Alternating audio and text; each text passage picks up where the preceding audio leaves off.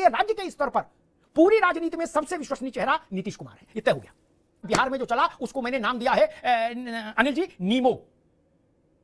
नी for Nitish, मो for Modi. नीमो चला है। बाकी जगह नमो चलता है, बिहार में नीमो चला है। Nitish plus Modi is equal to जनादेश। नमस्कार दोस्तों, स्वागत है आप सभी का एक नए डिबेट वीडियो में।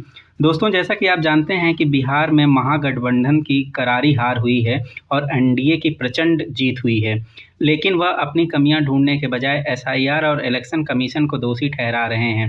इसी पर दोस्तों अमिताभ सर ने इनकी जमकर क्लास लगाई है। वीडियो अंत तक जरूर देखिएगा और अपनी राय कमेंट में अवश्य। वोट दो, वोट लो, ये काम किया सर। चलिए शुरू करते हैं। पिक्चर चालू करो बे। अभी मजा आएगा ना। भिड़ो सिंह जी के पास चलूंगा, उससे पहले दो बातें कहूंगा। मेरा अनुभव कहता है कि सीटों में थोड़ा बहुत संघर्ष रहा या थोड़ी बहुत तालमेल में कमी रही, इससे इतना बड़ा डिबेकल नहीं होता कि आप बेसमेंट में नहीं, बेसमेंट के भी नीचे पहुंच जाओ। ऐसा नहीं होता। और 10-5 सीटें ऊपर नीचे हो जाती हैं।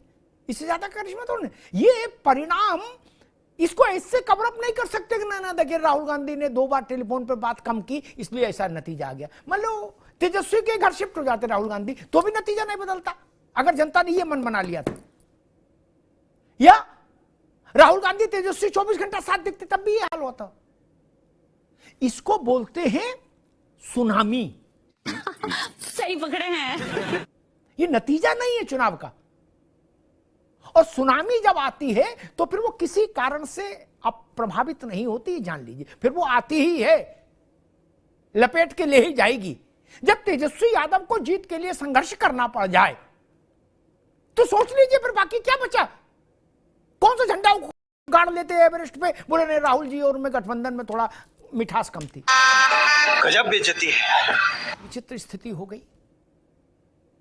बिहार की राजनीति का 1990 से लेके आज तक का जो सबसे मजबूत घराना था लालू यादव का परिवार, एक पुत्र हार गया, दूसरा मुश्किल से जीत पाया।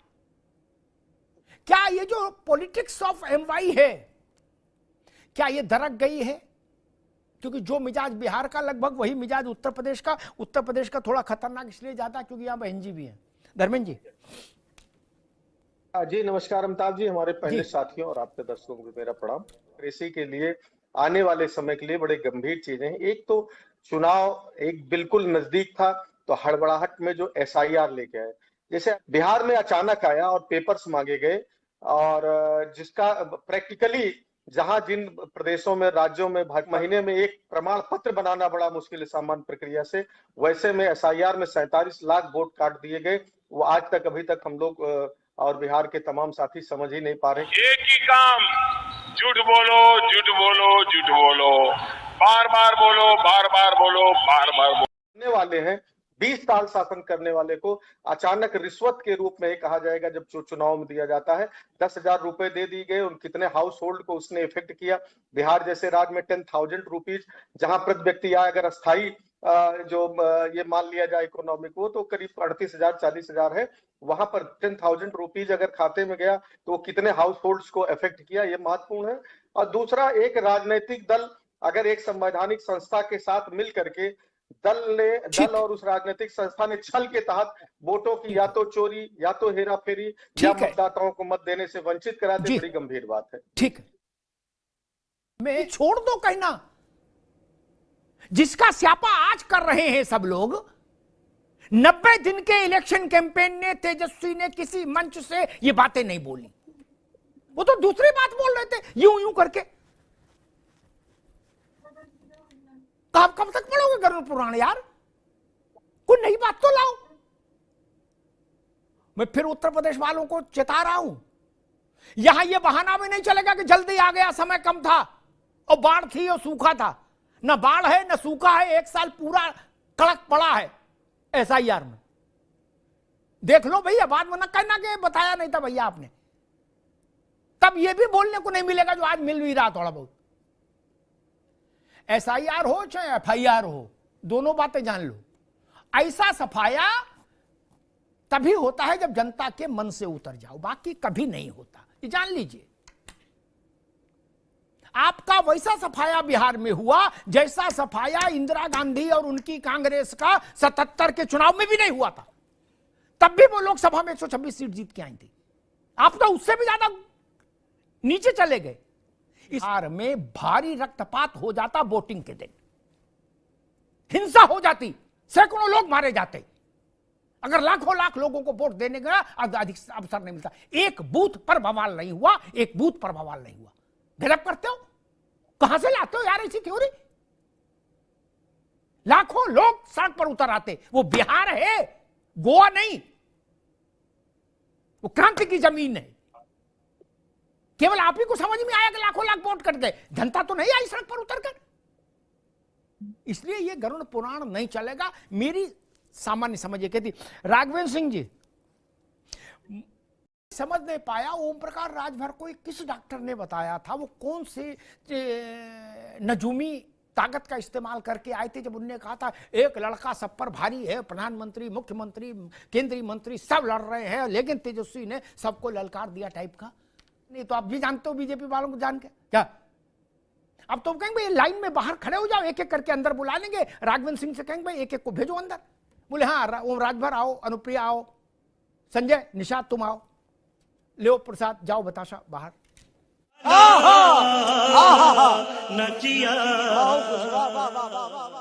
लड़के के लिए उन्होंने कहा कि 5 मुख्यमंत्री, 80 मंत्री और विधायक सांसद की तो बातें छोड़ दीजिए। तो लड़ाई तो मैं पूछ रहा हूं, डॉक्टर ने बताया था ऐसा बोलना। जब आपको रहना इसी घर में है, यही प्रसाद पाना है, तो डॉक्टर ने बताया था ऐसा बोलना। बाद में कहोगे हमारी सुनी नहीं जा रही, भाजपा वालों ने हमारे टाइट कर दिए पेच। जब आपको रहना इसी घर में है यार, इसी मंदिर में प्रसाद ग्रहण करना है, तो आपको डॉक्टर ने बताया था ज्ञान देना।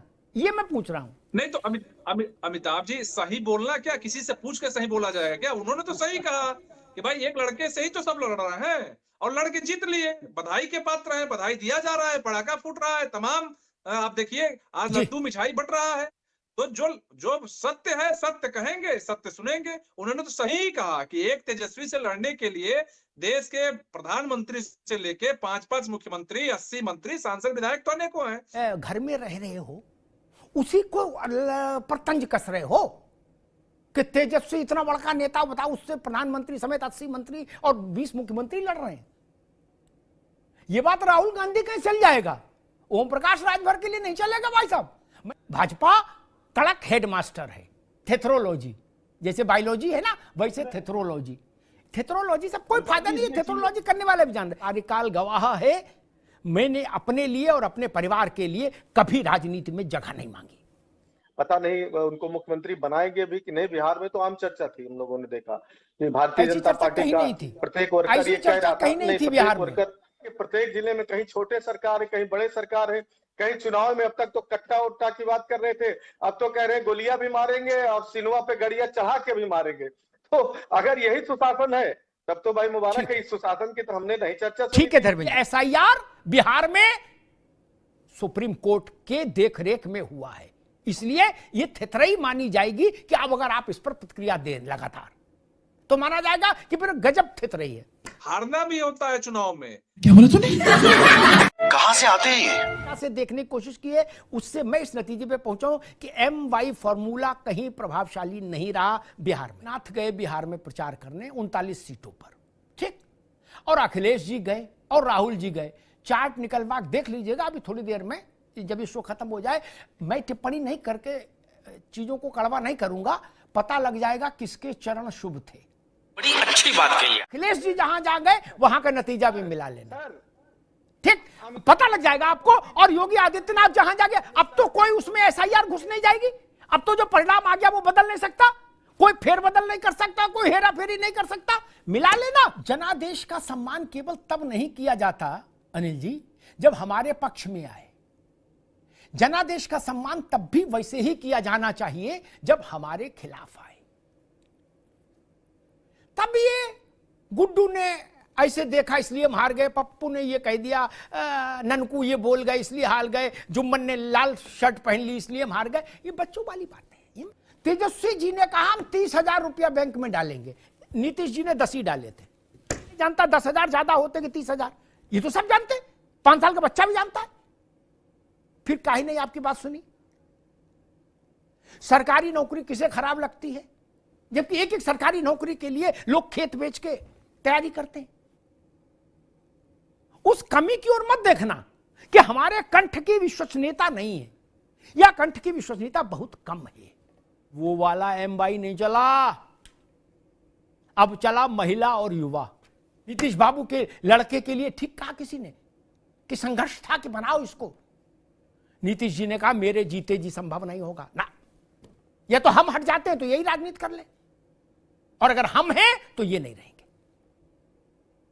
ऐसे बाप कितने हैं, सबको अपनी अपनी छाती पर हाथ रख के पूछना चाहिए, कितने हैं ऐसे बाप? के बारे में जरूर सोचिए, जो 20 साल से बिहार का चीफ मिनिस्टर है, जिसके बारे में ऐसा ऐसा दुष्प्रचार किया गया, कहा गया वो अचेत है, वो चैतन्य नहीं है।